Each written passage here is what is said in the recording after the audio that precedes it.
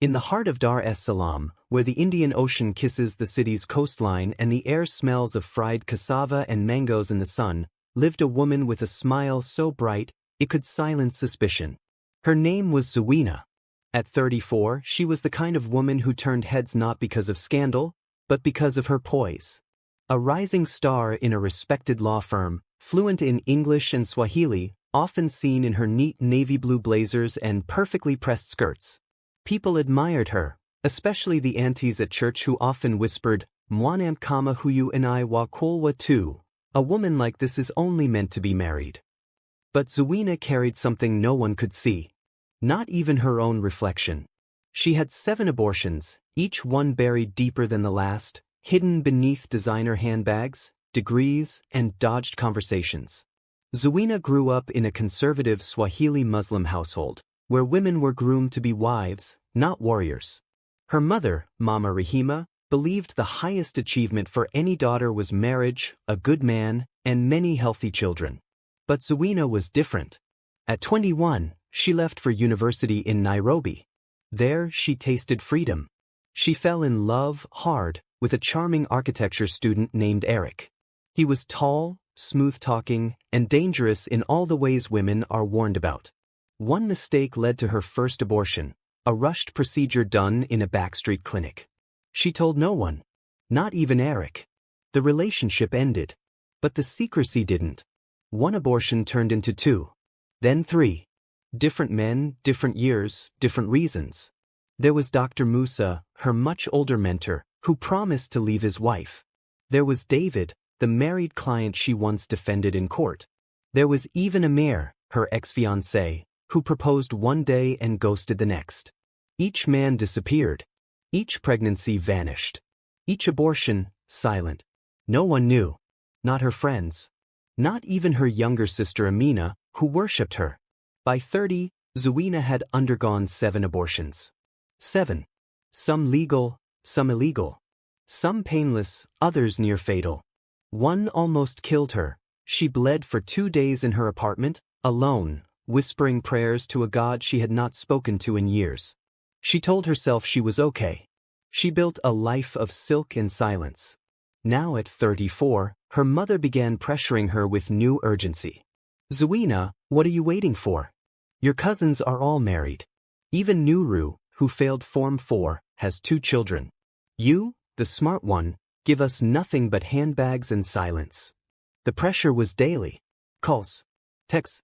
Even strangers in the neighborhood began asking, "Bado hujapata mtu? You still don't have a man." Her younger sister Amina had married a year ago and was already 6 months pregnant. Zuena smiled at the baby shower. She bought the most expensive gifts. But deep inside she was screaming. Because her womb wasn't the same anymore. The last abortion left her with complications. She hadn't had a normal period in months. She was terrified.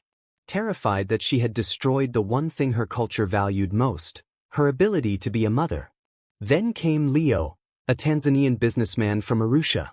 Polite, God-fearing, family-oriented, the kind of man who made her mother's eyes gleam with hope. Leo pursued her like a man with purpose. And slowly, for the first time in years, Zuena let herself hope. He talked about marriage, children, a future. But every time he touched her belly, her smile faded. What if she couldn't give him what he wanted? What if the damage was permanent? What if this good man discovered her truth? Just when she thought she could hide her past, a ghost returned. Bibi, the aging nurse who had helped her with her 3rd abortion, showed up at her office. Wrinkled, bitter, desperate. "I know what you've done," Bibi said softly. 7 times, Zuena. 7 lives. If the newspapers won't print it, maybe your sweet Leo would like to hear it. Zuena froze. The woman demanded money, millions. Or she would ruin her life. Zuena paid.